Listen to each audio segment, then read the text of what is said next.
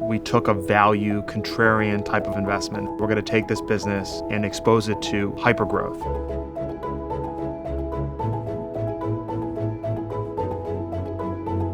We're going to invest billions of dollars and upgrade millions of homes to the most future-proof type of internet.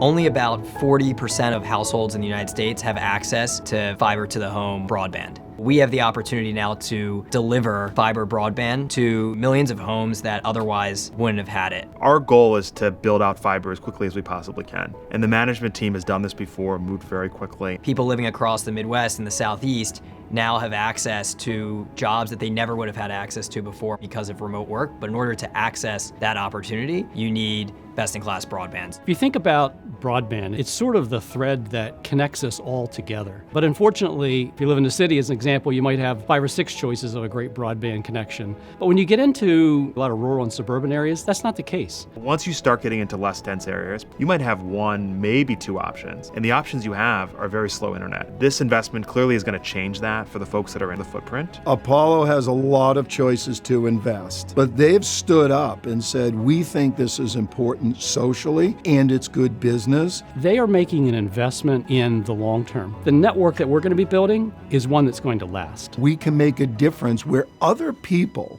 have literally chosen not to invest. It's going to be able to deliver to consumers broadband speeds that are significantly higher than what anyone demands today and what anyone offers. The Apollo team has just cut through the chase. In addition to bringing us in, they've also brought in subject matter experts. The Apollo team's done a fantastic job at identifying the right assets. The benefit that they bring is that they are so laser focused on growth. Energizing the employee base, ramping up the investment, having our management team take over. We're not trying to eliminate the legacy business. We're trying to wisely transform it. The folks at Apollo kind of epitomized that. They not only respected what we brought to the table, they actually encouraged us to bring as much of our experiences and knowledge to the table as we could bear.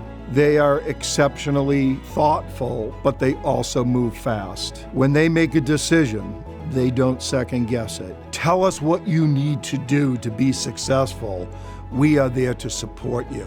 They get it done, there's no nonsense, and then you move on to the next thing. The world is not static. It's dynamic. The competitors are paying attention. This is probably one of the finest teams of people that I've ever dealt with. When you add in the folks from Apollo and the other subject matter experts that they brought to the table, it's pretty powerful. The U.S. is very rural. A lot of us live in cities, but a lot of us don't. And a lot of us that live in those rural areas don't have access to high-speed internet, and they need it. It's exceptionally meaningful to provide access and choice and equality for customers that just don't have that choice today. We really are going to bridge the digital divide in a way that I don't think anyone else would have.